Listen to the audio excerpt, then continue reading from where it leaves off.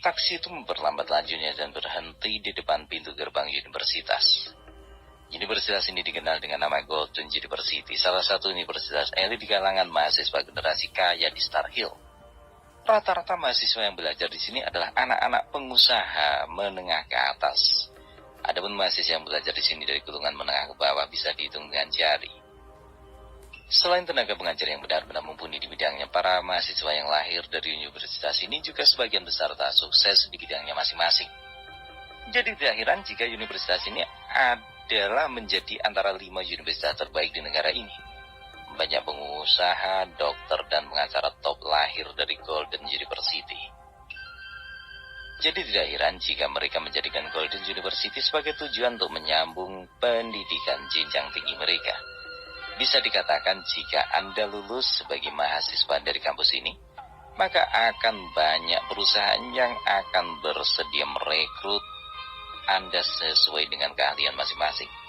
Dari segi reputasi jangan diragukan lagi. Ini karena untuk menjadi mahasiswa di sini Anda setidaknya harus memiliki nilai kelulusan tinggi dari sekolah menengah atas sebelumnya. Setelah taksi itu berhenti di bahu jalan, seorang pemuda yang tampan memiliki potongan tubuh badan yang sedang keluar dari taksi. Dia menghampiri sang sopir, mengucapkan terima kasih lalu melangkah pergi menuju ke pos security.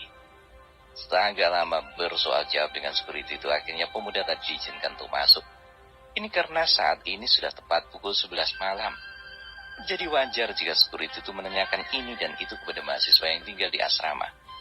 Selain untuk mendisiplinkan mereka, ini juga bertujuan untuk kebaikan mereka. Karena walau bagaimanapun, untuk mengikuti mata kuliah di keesokan harinya, seorang mahasiswa harus cukup istirahat. Jika tidak ada alasan yang tepat, bisa saja setiap mahasiswa yang tidak mengikuti peraturan akan dipanggil ke kantor kepala kampus. Jika ini terjadi, maka akan ada hukuman yang menanti, dan itu pasti sesuatu yang tidak mengenakan. Pemuda itu berjalan melewati pintu gerbang yang baru saja dibuka oleh Pak Security tadi. Sebelum melewati penjaga itu, pemuda itu memberi hormat sedikit lalu bergegas pergi menuju ke asrama tempat dia dan teman-temannya tinggal. Pemuda itu segera menaiki tangga menuju ke lantai 2. Dia menyusuri lorong dan berhenti di salah satu pintu. Dia mengetuk pintu dan memanggil, "Rian, Daniel, apakah kalian di dalam? Buka pintunya, aku tidak masuk." Tak lama kemudian terdengar suara langkah menghampiri pintu. "Siapa di luar?" "Aku Jerry." "Cepat buka pintunya, aku ingin masuk dan beristirahat."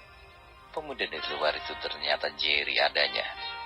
Orang yang ada di dalam segera membukakan pintu. Setelah dia melihat siapa yang berdiri di luar, dia segera mengajukan pertanyaan layaknya seorang kakek kepada cucu kesayangannya.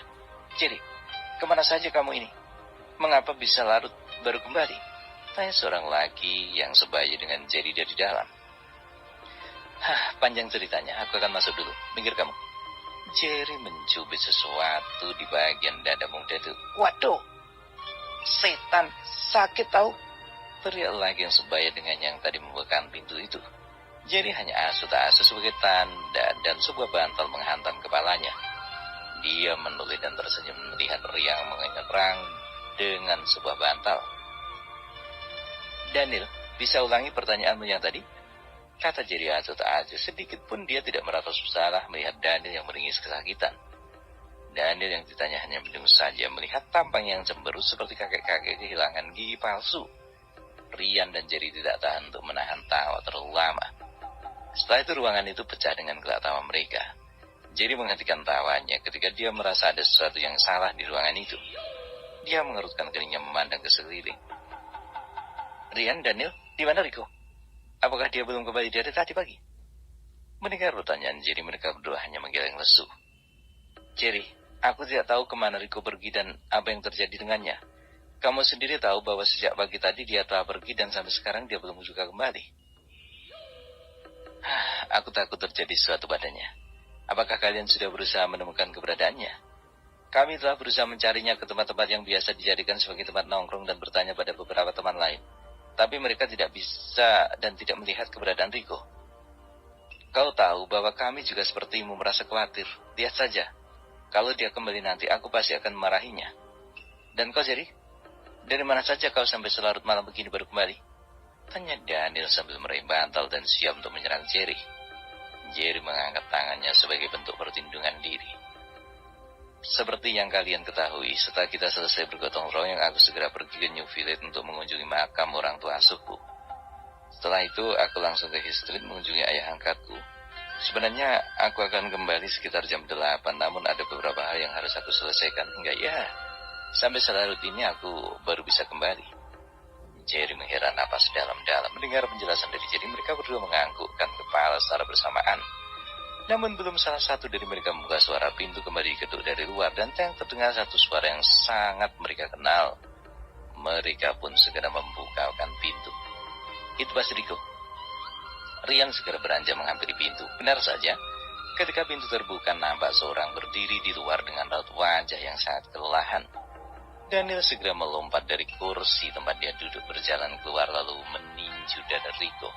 Dari mana saja kau, Rico? Tidak memberi kabar dan membuat kami berkeliling kampus mencarimu? Melihat Rico dimarahi oleh Daniel, Jerry segera menarik tangan Rico untuk segera masuk dan bersilakan duduk. Ceritakan Rico, dari mana saja kamu, dan kau tahu bahwa Rian dan Daniel sangat mengkhawatirkan dirimu. Rico hanya menarik nafas berat. Lama juga dia terdiam membuat ketiga sahabatnya saling bertukar pandang. Maafkan aku karena telah membuat kalian khawatir, ini memang salahku. Semalam aku mendapat kabar dari ayahku bahwa ibuku sedang dirawat di rumah sakit rakyat Sondrihu. Saat itu aku benar-benar tidak tahu harus berbuat apa hingga aku memutuskan untuk segera menghubungi rumah sakit pagi-pagi sekali. Aku melihat bahwa kalian masih tertidur lelap dan aku tidak tega membangunkan kalian. Jadi aku hanya bisa pergi tanpa memberitahu kalian, maafkan aku. Kau kan punya handphone, lalu mengapa tidak mengabariku? Kata Daniel menginginkan penjelasan. Sekali lagi ini adalah salahku. Aku tidak ingin membuat kalian ikut-ikutan mengkhawatirkanku, walau bagaimanapun ini adalah masalahku sendiri. Kamu salah, Rico. Apa gunanya sekian lama kita bersahabat? Apa kau kira kami ini hanya sahabat di saat senang? Jika kau berpikir begitu tentang kami, maka kau tidak layak dijadikan sahabat oleh kami. Aku tahu masalah yang kau hadapi sangat berat, Rico. Mungkin kau beranggapan bahwa kami tidak akan bisa memberikan bantuan, tapi satu hal yang harus kamu ketahui, bahwa kami siap mendengarkan segala keluhanmu. Mungkin dengan begitu kau akan sedikit merasa lega. Rian menepuk pundak Rico. Mendengar kata-kata dari sahabatnya, Rico pun tersendat. Lalu dia dengan keras menampar wajahnya sendiri dan menangis seperti anak kecil. Aku salah. Aku bersalah pada kalian. Mohon maafkan aku. Jerry mengelus pundak Rico. Rico, penyakit apa yang diderita oleh ibumu? Apakah ada sesuatu yang bisa kami lakukan untuk membantu meringankan bebanmu? Wajar jika Jerry bertanya seperti itu, walau bagaimanapun dia berbeda dengan Jerry yang dulu. Saat ini dia adalah tuan muda yang kaya raya, memiliki uang yang banyak dalam kartu bank miliknya. Menjadi pemilik sebuah perusahaan terbesar di Star Hill dengan nilai pasar lebih dari 10 miliar US dollar. Baginya ini adalah kesempatan untuk membantu kesusahan yang dialami oleh sahabatnya itu. Dokter berkata bahwa ibuku mengidap penyakit gagal ginjal. Dia harus menjalani transplantasi ginjal secepat mungkin jika ia ingin tetap hidup. Ayahku akan menjual seluruh aset keluarga milik kami yang ada di Sendriho untuk membiayai operasi yang akan dilakukan dan menemukan pendonor yang tepat. Bagi ayahku itu tidak masalah asalkan ibuku dapat segera sembuh seperti sedia kala. Daniel, orang yang paling cerewet dan paling dituakan di antara mereka, tertegun mendengar pengakuan dari Rico. Dia tidak menduga beban yang diderita Rico seberat itu. Dalam hatinya dia sangat menyesal telah berlaku kasar pada sahabatnya. Dia juga ikut merasakan kesedihan yang dialami oleh Rico. Andai dia berada dalam posisi Rico saat ini, mungkin dia akan lebih parah dari keadaan Rico saat ini. Dia segera menghampiri Rico, memegang pipi Rico dan berkata dengan tegas, "Aku yang salah kan terburu-buru memarahimu. Percayalah bahwa kami akan jatuh dan bangkit bersama denganmu lagi." Daniel berkata dengan bersungguh-sungguh. Rico terharu dengan kata-kata Daniel barusan. Dia semakin tersedak. Bagaimana tidak, para sahabatnya itu benar-benar melebihi saudara baginya. Siapapun yang merasakan apa yang dirasakan Rico saat ini akan merasa bersyukur karena memiliki teman seperti yang dia miliki saat ini. Karena mencari teman yang mau berbagi kesusahan adalah hal satu dalam sejuta. Itu pun kalau ada. Banyak teman yang hanya akan berteman ketika dia tertawa, ketika dia kaya, ketika kita jaya.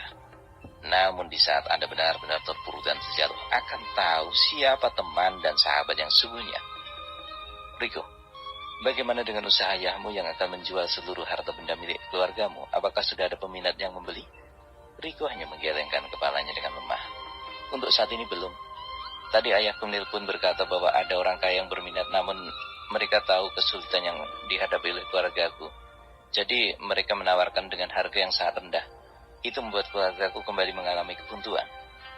Rico, tadi siang aku menyelamatkan seorang anak kecil yang hampir ditabrak sepeda motor di New Village. Setelah itu, aku kembali dapat anak itu adalah anak seorang pengusaha kaya Star Hill ini.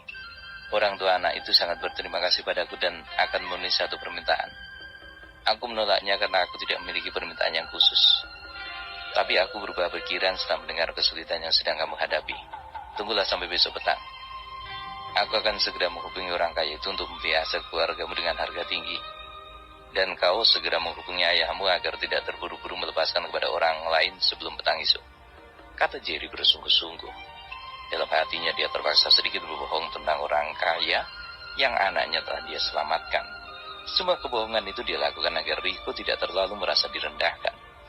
Dan juga andai dia mengatakan bahwa dia bisa membayar seluruh ongkos perawatan ibunya, maka ketiga sahabatnya itu akan mentertawakan dirinya dan menganggap dirinya orang gila yang bermimpi menjadi orang kaya. Atas alasan itu dia memaksa Jerry untuk berbohong pada Rico. Dia masih menunggu saat yang tepat untuk membuka identitas kepada sahabat-sahabatnya itu. Mendengar perkataan Jerry tadi, Rico sedikit memiliki harapan baru dalam hatinya. Dia tidak menyangka bahwa jalan keluar dari masalah ini justru muncul dari orang-orang di sekitar dirinya. Jika begini, dia pasti tidak akan susah-susah menjam uang panas dengan bunga besar kepada perusahaan pinjaman uang arsen. Rico menatap mata Jerry untuk melihat apakah dia benar-benar serius dengan perkataannya. Saat itu, Jerry menganggukkan kepala meyakinkan bahwa apa yang dikatakan barusan adalah benar. Terima kasih, Jerry. Aku tidak menyangka bahwa salah satu dari 3 sahabatku justru bisa memberikan jalan keluar dari masalah ini. Betapa aku telah meragukan kalian. Aku, Rico O'Berry, minta maaf dengan tulus kepada kalian. Rico berlutut di lantai melihat tindakan Rico itu. Jerry, Ryan, dan Daniel terjak kaget. Apa-apaan kamu, Rico? Bangun. Jangan seperti itu. Aku hanya perantara yang kebetulan memiliki sedikit solusi dalam masalah yang kuhadapi. Mengapa perlu berlutut? Sialan. Ayo bangkit. Kata Jerry segera mencubit sesuatu yang ada di dada Rico. Waduh, sialan. Sakit tahu. Sejak kapan kau jadi homo? Oke, lepaskan. Rico pun menjadi sejadi-jadinya dan buru-buru berdiri. Daniel yang juga mengalami perlakuan yang sama dari Jerry segera menyerang Jerry.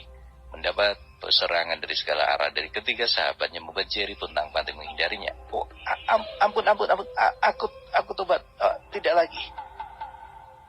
Apa kalian akan bunuhku malam ini? Ingat, jika aku mati, kalian tidak akan bertemu dengan orang kaya yang membeli aset keluarga Rico.